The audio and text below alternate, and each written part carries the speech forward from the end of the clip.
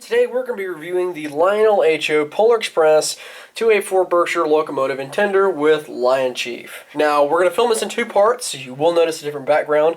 Right now I'm still on campus. I have one final standing between me and going home to enjoy Christmas break and break this guy in. So we're going to do the overview of the details here and get to the running later. So let's get started. So before we get to the box, I just want to give a brief plug to the awesome folks at Hayes Hobby House of Fayetteville, North Carolina.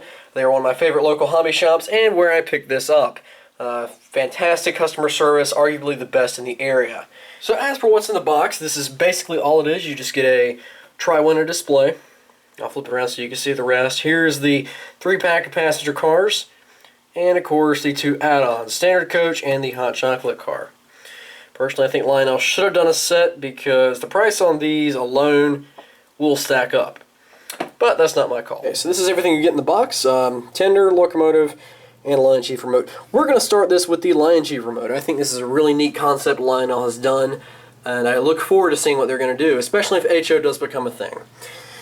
So basically what it does, it takes 3 AAA batteries to operate this. I find that amusing that it does say Flyer Chief, so for all you flyer guys, you will be getting this similar remote. But basically what you've got on here is the remote is programmed to the Locomotive alone, in this case number 1225, 1225. You have forward and reverse with a very solid, almost, it looks metallic, but it's really just painted plastic knob. I will say this movement is very smooth, very similar to the Digitrax Zephyr I own, so you can easily get a good amount of control and play with this throttle. So to the left you've got your reverse speed, neutral in the center below the red LED, and forward to the right. And on the bottom you've got 3 buttons. You've got the bell on the left, your freight, passenger announcements, in this case it'd be Polar Express themes stuff, and the whistle. So that's about it for the LionChief remote. Oh, and your on-off switch. So let's jump to the highlight of this set, at least for me, the Locomotive itself. Details are not bad, however it should be pointed out, if you are a rivet counter, just run. This is a starter set marketed locomotive, so you will not find eye-popping rivet detail. While this locomotive does have it, you will not find every square inch of this engine to be up to your par, and that is perfectly fine. This is a toy train by all standards, and I love it for that. So let's take a look at the front end. The one thing that kills it right away for me, and this is just from owning a wide variety of locomotives, are the painted on marker lights. Lionel, honestly, if you'd have used a clear green jewel, that would have looked better to me, or pulled a Kato and used some LED light piping to create illuminated marker lights, that would have looked a little bit more natural than just this bright green on the front of the black locomotive. But other than that, not bad at all. I'll zoom in on the headlights so you guys can see that. I do like the way this is styled. Very smooth. The number application is crisp and looks nice. We'll go out just a little bit so you can view it from a different angle. You can see it does come with a free swinging bell. Not a bad touch there. And now we'll rotate it to the engineer's side. Now this, oh goodness. I watched the videos after York and saw all the reactions. Yes guys, the wheels are metallic.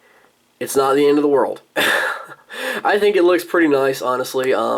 If it gets to the point where it's a bother, I can just buy some flat black paint and solve that, but I think it looks nice. It separates the locomotive from the rest of my fleet, and honestly if you have it around a Christmas tree, which most of these probably will end up either on a layout or around the tree, it's going to look pretty darn nice with the lights shining off the side of the engine and the rods. So we'll keep rotating around.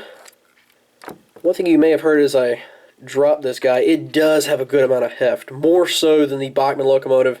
One thing I did not know, while the boiler itself is plastic, towards the bottom of the shell there is some metal right here, so if the weight is around the drivers, I do believe this will have fairly good pulling power. Now take a look inside. We do have a little bit of cast-in boiler backhead detail, not much, but that's enough, and you can easily place an engineer or fireman if you so chose. Okay, now for the Tender. This is one of those things that just jumps out at me. This is scarily close to the Bachmann. And I say that because I've modified one of my Bachmann Berkshires, but this is very, very close. In fact, if you're seeing this 9-pin plug and the way it's aligned, I wouldn't be surprised if they actually were made in the same plant. But nevertheless, let's take a look at it. Details are not bad, not the best. You do have a nice rivet detail. Polar Express lettering is legible and very crisp. Nice touch. Up on top you have some molded in handrails. Not the biggest fan of those, but as this is a starter set locomotive, it's going to get knocked around a little bit. That's okay. The one thing I did get right, they do have an operating backup light, and that's a nice touch. And you can see the ladder there, water fill hatches on top, 1225, and the water capacity on the bottom. So not bad overall. Now we're going to flip it over so you can see some of the electronics on this. You see on the top, you've got your selection switch for the LionChief remote or track power, the necessary copyright on the bottom, and your master sound on and off switch. Pickup truck. Now this is where it gets interesting. This is part of the LionChief sensor, if I'm not mistaken. You got a little PCB board right above the rear front axle. And this looks like a little cam or magnet, so I assume this is where your chuff sound will come from. And from the videos I've seen, the chuff sound's okay, but we'll get more into that when I can get this thing on the track. With that out of the way, this wraps up the unboxing and detail portion of this review. So not bad, pretty quick and easy. Now let's get to the fun stuff, operation.